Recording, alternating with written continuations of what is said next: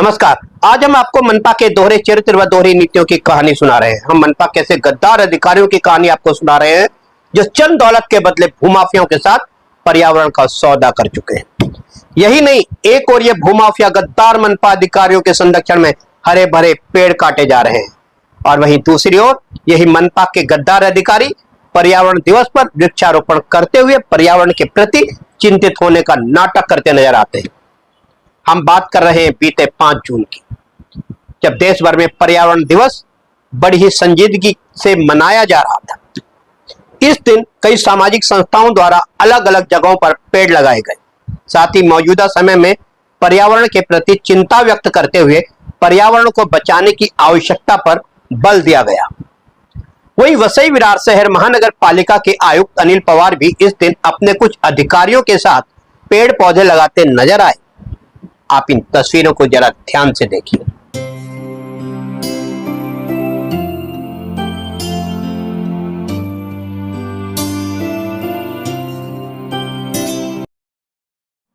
बल्कि यही नहीं, पालघर जिले की सर्वाधिक शक्तिशाली राजनीतिक पार्टी के वरिष्ठ नेतागण भी एक मौके पर वृक्षारोपण करते हुए नजर आए।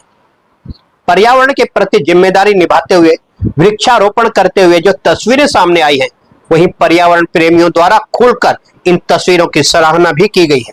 किंतु अफसोस, मौजूदा समय में वसई विरार अंतर्गत भूमाफियाओं द्वारा बेखौफ होकर पर्यावरण को सीधे तौर पर जो नुकसान पहुंचाया जा रहा है, सत्ता के संरक्षण में तथा भ्रष्ट अधिकारियों के सहयोग से अवैध निर्माणों के लिए अलग अलग जगहों पर लगातार पेड़ काटे जा रहे हैं।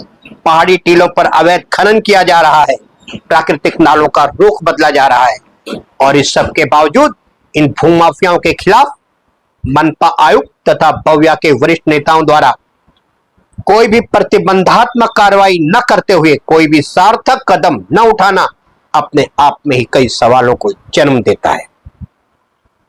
और जब ऐसी स्थिति में मनपा आयुक्त व बविया के जिम्मेदार लोगों द्वारा किए गए वृक्षारोपण की जो तस्वीरें सामने आई है, उन तस्वीरों ने हमें आज की यह खबर बनाने की प्रेरणा दी है कि एक और तो हमारे ये जिम्मेदार मनपा आयुक्त अनिल पवार अन्य अधिकारियों के साथ वृक्षारोपण कर रहे हैं, वहीं दूसरी तरफ इनके संरक्षण में मनपा के सी प्रभाग में भूमाफियाओं द्वारा न सिर्फ पर्यावरण को सीधे तौर पर नुकसान पहुंचाया जा रहा है, बल्कि बड़ी तादाद में अवैध निर्माणों को अंजाम देते हुए जंगल राज स्थापित किया हुआ है। आपको बता दें कि मुंबई अहमदाबाद महामार्ग स्थित विश्वकर्मा बाग से लगभग 2 किलोमीटर की दूरी पर कई एकड़ों में फैला एक ऐसा विशाल क्षेत्र का प्लॉट जिसे 22 एकड़ कहा जाता है। यह क्षेत्र कभी प्राकृतिक रूप से बेहद खूबसूरत हुआ करता था।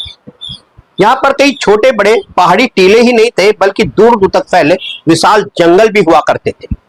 इसके अलावा यहाँ पर आदिवासी लोगों की जमीनों के अलावा वन विभाग की भी जमीनें हुआ करती थी। किंतु अफसोस, मौजूदा समय में भ्रष्ट प्रशासन के चलते यहाँ पर अब भूमाफियाओं का कब्जा है तथा यहाँ पर कानून का नहीं बल्कि भूमाफियाओं का राज चलता है। पिछले कुछ सालों से यहाँ पर लगातार भूमाफियाओं द्वारा आदिवासी जमीनों तथा वन विभाग की जमीनों पर कब्जा करते हुए पर्यावरण कानून की धज्जियां उड़ाते हुए पहाड़ों का सीना छलनी कर उन्हें समतल मैदानों में तब्दील करवाकर तथा जंगल के जंगल कटवाकर मनपा के नियमों के खिलाफ खुलेआम अवैध निर्माणों को अंजाम दिया जा रहा है, जिसके तहत हजारों स्क्वायर फीट के बड़े बड़े इंडस्ट्रियल गाले बनाए जा रहे हैं। और इन अवैध निर्माणों की बदौलत ये भूमाफिया अब तक बेशुमार दौलत कमा चुके हैं, जिसके चलते अब इनके हौसले काफी बुलंद हैं और अपनी दौलत के बदौलत ये भूमाफिया स्थानीय प्रशासन से लेकर महाराष्ट्र राज्य मंत्रालय तक के जिम्मेदार अधिकारियों के दीन ईमान को खरीद चुके हैं। और इसी सब के चलते बेखौफ होकर भूमाफियाओं द्वारा इस 22 एकड़ कहे जाने वाले इस विस्तृत क्षेत्र में जंगल राज कायम किया हुआ है। यहाँ भूमाफियाओं ने कायदे कानूनों को जूतों से रौंद कर रख दिया है। ये वो क्षेत्र है जहां नियम कायदों की बात करना ही गुनाह है। इस क्षेत्र में पत्रकार, पुलिस तथा प्रशासन से जुड़े लोगों का प्रवेश पूरी तरह से वर्जित है। यहाँ पर भय व दहशत का माहौल कायम करने के लिए भूमाफियाओं द्वारा गुंडे बदमाशों की एक बड़ी टोली नियुक्त की गई है, जो दिन भर दारू पीते हुए व चिकन मटन खाते हुए यहाँ पर पड़े रहते हैं और हर आने जाने वाले पर अपनी पैनी निगाह रखते हैं।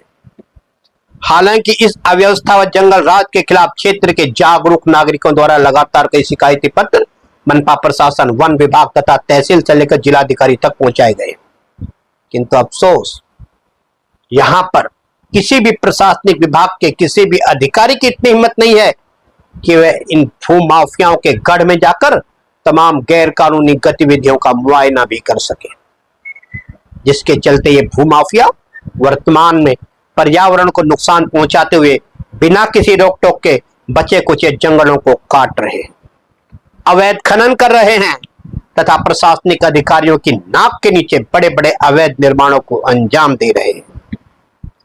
वही अब सवाल ये उठता है कि जहां एक और बेधड़क होकर यहां भूमाफियाओं द्वारा अवैध निर्माणों के लिए हरे भरे पेड़ काटे जा रहे हैं तथा अवैध खनन किए जा रहे हैं, वहीं दूसरी तरफ मनपा आयुक्त इस मामले में कोई सार्थक कदम न उठाकर पर्यावरण के प्रति सजग व जिम्मेदार रहने का नाटक करते हुए तस्वीरों में वृक्षारोपण करते नजर आ रहे हैं। सवाल यह भी उठता है कि आखिर मनपा आयुक्त द्वारा पर्यावरण के प्रति यह दोहरी भूमिका क्यों निभाई जा रही है? क्या सचमुच एक आईएएस पदवी धारक मनपा आयुक्त इतना कमजोर हो सकता है कि भूमाफियाओं और उनके अवैध निर्माणों के खिलाफ कार्रवाई करने से डर रहा है? क्या आयुक्त की प्रशासनिक ताकतें सिर्फ गरीब लोगों के झोपड़े तोड़ने के लिए है? हालांकि 22 एकड़ नामक अति विशाल भूखंड में भूमाफिया सिर्फ भय और दहशत के आधार पर ही जंगल राज नहीं चला रहे, बल्कि अवैध निर्माणों से कमाई गई दौलत का एक हिस्सा भूमाफियाओं के द्वारा मनपा, तहसील तथा वन विभाग के भ्रष्ट, लापरवाह, कमजोर व निकम्मे अधिकारियों के ईमान को खरीदने के लिए भी उपयोग में लाया जाता है। और उसी के तहत मनपा के सी प्रभाग के सह आयुक्त महेश पाटिल भी शुरुआती दौर में ही भूमाफियाओं के समक्ष अपने ईमान का सौदा कर चुके हैं।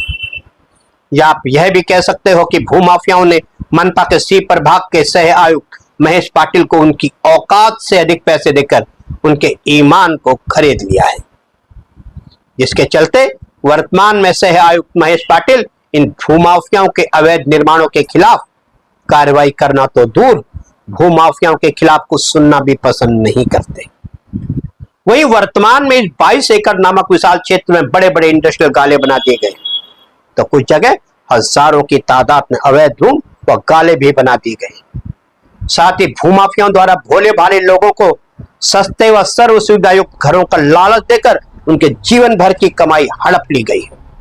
वही इस क्षेत्र में रहने वाले लोग नाली, सड़क, गटर व स्ट्रीट लाइट व पानी जैसी आवश्यक सुविधाओं से महरूम होकर नारकीय जीवन बिताने को मजबूर है। वही भूमाफियाओं द्वारा इसी क्षेत्र स्थित पालसाचापाड़ा में भी अवैध रूप से एक बड़ी अवैध इंडस्ट्री इकाई बसा दी गई है, जिसमें बड़ी तादाद में इंडस्ट्रियल गाले बनाए गए हैं। साथ ही वर्तमान में बेखौफ होकर भूमाफियाओं द्वारा अभी और भी इंडस्ट्रियल गाले बनाए जा रहे हैं। वह इन सभी अवैध निर्माणों को संरक्षण देने के नाम पर मनपा आयुक्त अनिल पवार के मार्गदर्शन में सी प्रभाग के सह आयुक्त महेश पाटिल दोनों हाथों से काली कमाई बटोरने में लगे। वहीं जब जब भी महेश पाटिल को शिकायतकर्ताओं का दबाव ज्यादा पड़ता है, तब तब महेश पाटिल द्वारा 22 एकड़ प्लॉट में व पालसाचापाड़ा में काम कर रहे भूमाफियाओं को शिकायतकर्ताओं का डर दिखाकर उनसे मोटी रकम ऐंठ ली जाती है। और उसी के तहत पालसाचापाड़ा में एक प्लॉट पर भूमाफियाओं द्वारा एक बड़े इंडस्ट्रियल गाले का अवैध निर्माण किया जा रहा था, जिसके खिलाफ कई लोगों द्वारा मनपा के सी प्रभाग से लेकर मुख्यालय तक कई शिकायतें की गई थी। हालांकि सी प्रभाग के सह आयुक्त एक दो बार कार्रवाई करने के नाम पर पालसाचापाड़ा में बन रहे इन अवैध इंडस्ट्रियल गालों तक भी पहुंचे थे, किंतु महाभ्रष्ट महेश पाटिल व अक्षय ठाकुर भूमाफियाओं से अपना हिस्सा लेकर बिना कोई कार्रवाई करे बेशर्मों की तरह वापस आ गए। और जब शिकायतों व शिकायतकर्ताओं का दबाव ज्यादा बढ़ने लगा, तब आखिरकार बीते 28 जून को एकाएक मनपा द्वारा पालसाचापाड़ा में एक बड़े इंडस्ट्रियल गाले पर तोड़क कार्रवाई के लिए एक संयुक्त कार्रवाई का प्लान करना पड़ा, जिसमें सी प्रभाग के सह आयुक्त महेश पाटिल के साथ साथ एफ प्रभाग के सह आयुक्त गणेश पाटिल भी थे। मतलब दोनों ही एक से बढ़कर एक महाभ्रष्ट अधिकारी संयुक्त कार्रवाई की जिम्मेदारी लेकर आखिरकार पालसाचापाड़ा के उस अवैध निर्माण पर पहुंचते हैं, जिसकी शिकायत लंबे समय से की जा रही थी।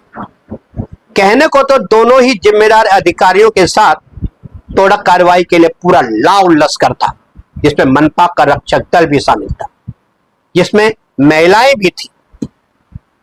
किंतु पालसाचा पाड़ा में भूमाफियाओं की टोली अपने अवैध निर्माणों को बचाने के लिए पहले ही पहुंच चुकी थी और उन्होंने इस संयुक्त कार्रवाई का खुलकर विरोध किया।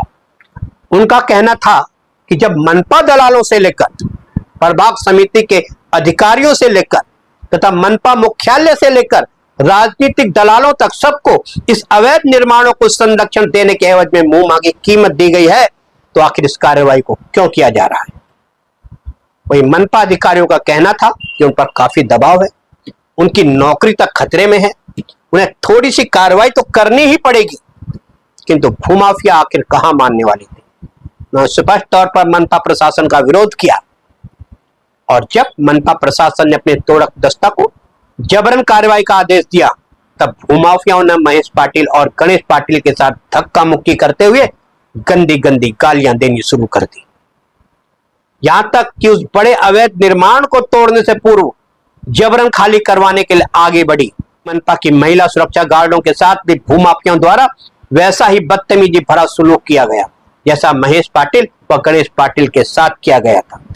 हालांकि महेश पाटिल तो यहां से एक मोटी रकम पहले ही ले चुके हैं, इसलिए उनका भूमाफियाओं से गाली खाना स्वाभाविक है। लेकिन इसमें मनपा की महिला सुरक्षा दल की आखिर क्या गलती थी जो उनके साथ वहां पर ऐसा दुर्व्यवहार किया गया? जानकारी मिली है कि भूमाफियाओं द्वारा की गई धक्का मुक्की और गाली गलौज से आहत होकर कुछ महिला सुरक्षा गार्ड रो रही थी, किंतु महेश पाटिल की इतनी हिम्मत नहीं हुई कि भूमाफियाओं को ऐसा करने से रोक सके। हालांकि विवाद अधिक होने से मामला मनपा मुख्यालय से लेकर उन राजनेताओं तक भी पहुंचा जिनके संरक्षण में ये सब अवैध निर्माण कराए जा रहे थे, और फिर अंततः मनपा मुख्यालय से लेकर भूमाफियाओं के आकाओं का भी फोन आया कि विवाद अधिक है, इसलिए थोड़ी सी दिखावटी कार्रवाई करने दो। और फिर आदेश मिलने के बाद उस बड़े अवैध निर्माण पर दिखावटी तोड़क कार्रवाई की गई और उसके बाद महेश पाटिल और गणेश पाटिल विश्व विजयी मुस्कान लेकर पालसाचा पाड़ा से ऐसे निकले मानो एवरेस्ट फतेह करके निकल रहे हो। और आज यहां भूमाफियाओं ने दिखा दिया था कि वे कितने प्रभावशाली हैं। हालांकि आपको बता दें कि 22 एकड़ तथा पालसाचा पाड़ा नामक यह संपूर्ण विशाल क्षेत्र बोईसर विधानसभा क्षेत्र के अंतर्गत आता है, किंतु हैरानी की बात यह है कि बोईसर विधायक राजेश पाटिल द्वारा आखिर इस अव्यवस्था व जंगल राज के खिलाफ कभी भी कोई आवाज क्यों नहीं उठाई गई। वहीं यह भी जानकारी सामने आई है कि जिन भूमाफियाओं ने यहाँ पर अपना जंगल राज कायम किया हुआ है वे भूमाफिया बहुजन विकास आघाड़ी से जुड़े हुए प्रभावशाली लोग हैं और सही समय पर पार्टी फंड भी बहुजन विकास आघाड़ी तक पहुंचाते रहते हैं। और शायद इसी सब के चलते इस क्षेत्र में होने वाली तमाम अव्यवस्था के खिलाफ बोईसर विधायक राजेश पाटिल द्वारा इस मामले में चुप्पी साधते हुए इस अव्यवस्था व जंगल राज के खिलाफ कभी भी कोई आवाज नहीं उठाई जाती, जो शायद बेहद शर्म की बात है। वहीं दौलत के आगे बिक चुके सह आयुक्त महेश पाटिल की लापरवाही, निकम्मेपन व रिश्वतखोरी की शिकायतें लगातार मनपा आयुक्त अनिल पवार के पास पहुंच रही हैं, किंतु शायद खाली कमाई में काफी ताकत होती है, जिसके चलते मनपा आयुक्त अनिल पवार महेश पाटिल के खिलाफ निलंबन की कार्रवाई करने से स्पष्ट तौर पर बचते नजर आ रहे हैं। और इन तमाम परिस्थितियों से सहज अनुमान लगाया जा सकता है कि संपूर्ण मनपा प्रशासन के अधिकारी एक ही थाली के चट्टे बट्टे हैं और ये सभी मिलजुल कर भूमाफियाओं के अवैध निर्माणों को संरक्षण देने के एवज में मिली काली कमाई से ऐश कर रहे हैं। 22 एकड़ नामक इस विशाल क्षेत्र में तथा पालसाचा पाड़ा में जिस तरह से भूमाफियाओं द्वारा खुलेआम पर्यावरण का खात्मा किया जा रहा है, उससे महसूस होता है कि जैसे ही मनपा अधिकारी, वन विभाग के अधिकारी तथा तहसील अधिकारी इन भूमाफियाओं के साथ सिर्फ पर्यावरण का ही नहीं बल्कि संपूर्ण क्षेत्र का भी सौदा कर चुके हैं। और इस तरह ये अधिकारी सिर्फ फर्ज से ही गद्दारी नहीं कर रहे बल्कि सीधे तौर पर देश से भी गद्दारी कर रहे हैं, और देश के गद्दारों की जो सजा होनी चाहिए वही सजा इन सभी स्थानीय प्रशासन से जुड़े जिम्मेदार अधिकारियों की होनी चाहिए। और आज के लिए इतना ही। भ्रष्ट प्रशासन तथा भूमाफियाओं के गठजोड़ की अगली कहानी फिर जल्द लेकर हाजिर होंगे।